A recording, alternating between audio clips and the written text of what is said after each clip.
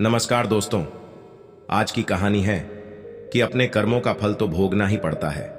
एक राजा था, वो बहुत धर्मात्मा और न्याय करने वाला था और वह भगवान का भी बहुत बड़ा भक्त था। उसने ठाकुर जी का मंदिर बनवाया और एक ब्राह्मण को उसका पुजारी नियुक्त किया। वह ब्राह्मण बहुत ही अच्छा और धर्मात्मा था। वह राजा से कभी भी कुछ नहीं मांगता था। उसके स्वभाव पर राजा भी बहुत प्रसन्न थे और उसे राज मंदिर में पूजा करते हुए 20 वर्ष हो गए थे। उसने कभी राजा से किसी प्रकार का कोई प्रश्न नहीं किया। फिर एक बार राजा को एक पुत्र पैदा हुआ। उसने उसे पढ़ा लिखा कर बहुत विद्वान बनाया और उसकी शादी एक सुंदर राजकन्या से करा दी। शादी की रात को राजकन्या को नींद नहीं आई और वह इधर उधर घूमने लगी। जब वह अपने पति के पलंग के पास आई तो उसने देखा कि हीरे जवाहरात से जड़ी एक तलवार वहां रखी है। उसने उस तलवार को म्यान बाहर निकाला तो वह तलवार बिजली के सामान चमकने लगी। यह देखकर वह डर गई और डर के मारे वह तलवार उसकी हाथ से छूटकर राजकुमार की गर्दन पर जा गिरी और राजकुमार का सर कट गया और वह मर गया।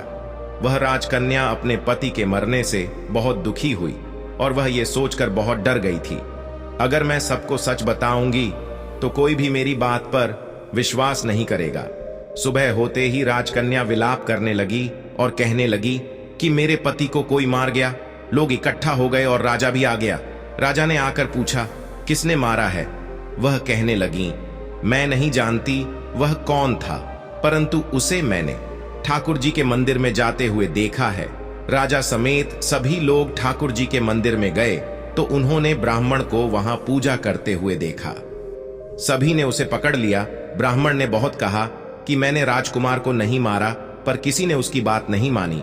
राजा ने भी बार बार सोचा कि ब्राह्मण निर्दोष हो सकता है, लेकिन सभी के कहने पर राजा ने ब्राह्मण से कहा, मैं तुम्हें प्राणदंड तो नहीं देता, लेकिन जिस हाथ से तुम मेरे पुत्र को तलवार से मारा है उस हाथ को काटने का आदेश देता हूं।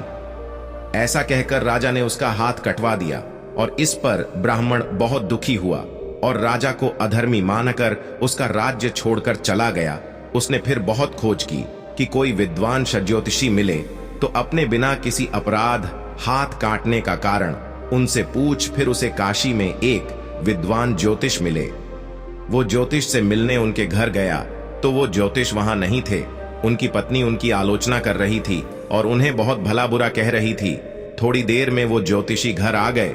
उनके घर आने के बाद भी उनकी पत्नी उनका तिरस्कार कर रही थी, पर ज्योतिषी चुप रहे और उन्होंने अपनी स्त्री से कुछ भी नहीं कहा। इसके बाद वो अपनी गद्दी पर जाकर बैठ गए। ब्राह्मण को देखकर ज्योतिषी ने कहा, कहीं ये ब्राह्मण देवता आपका कैसे आना हुआ? ब्राह्मण ने कहा, आया तो अपने बारे में पूछने था, लेकिन पहले आप अपना हाल बताइए कि आपकी पत्नी अपनी जुबान से आपका इतना तिरस्कार क्यों करती है?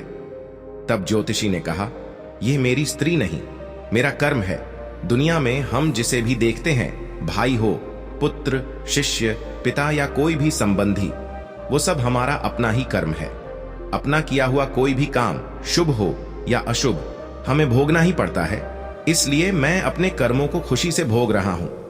ब्राह्मण ने पूछा, आपने ऐसा क्या कर्म किया था? तो ज्योतिषी ने कहा, पूर्व जन्म में मैं एक कौवा था और आज जो मेरी स्त्री है वो एक गद्दी थी जिसकी पीठ पर एक फोड़ा हो गया था और फोड़े की पीड़ा से वह बहुत दुखी थी। उस फोड़े में कीड़े पड़ गए थे जिन्हें खाने के लिए मैं इसके फोड़े पर चोंच मारता था, जिसके कारण इसे असहाय दर्द होता था। एक बार इसकी पीठ पर चोंच मारते हुए मेरी चोंच की हड्डी में घुस गई और यह है दर्द से तड़प उठी। मैंने भी चोंच निकालने की बहुत कोशिश की, परंतु वह अटक गई और नहीं निकल सकी।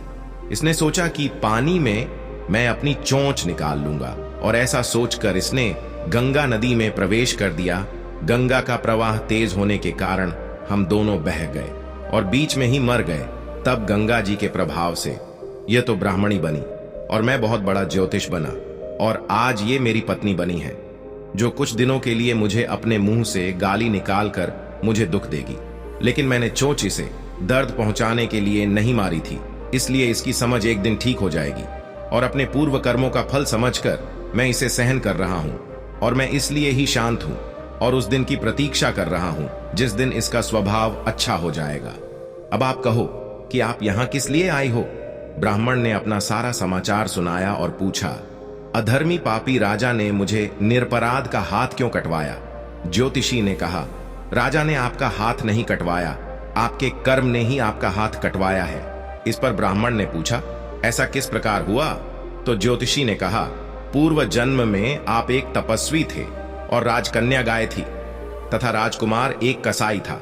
जब कसाई गाय को मारने लगा तब गाय अपनी जान बचाकर आपके सामने से जंगल में भाग गई। पीछे से कसाई आया और आपसे पूछा कि गाय इधर तो नहीं आई। आपने जिस तरफ गाय गई थी उस तरफ अपने हाथ से इशारा किया तो कसाई ने जाकर उस गाय को मार डाला। इतने में जंगल से एक शेर आया और गाय और कसाई दोनों को खा गया। कसाई को राजकुमार और गाय को राजकन्या का जन्म मिला एवं पूर्व जन्म में किए हुए कर्म ने एक रात्रि के लिए उन दोनों को इकट्ठा किया, क्योंकि कसाई ने गाय को हंसिए से मारा था। इसी कारण राजकन्या के हाथों गलती से ही तलवार गिरने के कारण राजकुमार का सर कट गया और वह मर गया। इस तरह अपना फल देकर कर्म निवृत्त हो गया और तुमने हाथ का जो इशारा किया था उस पाप कर्म ने ही तुम्हारा हाथ कटवा दिया। इसमें तुम्हारा ही दोष है, किसी और का नहीं। ऐसा सोचकर सुखपूर्वक अपना जीवन व्यतीत करो। दोस्तों, यदि हम इस कर्म सिद्धांत को मान लें और जान लें तो हम किसी भी घोर कर्म का फल भोगते हुए भी दुखी नहीं होंगे।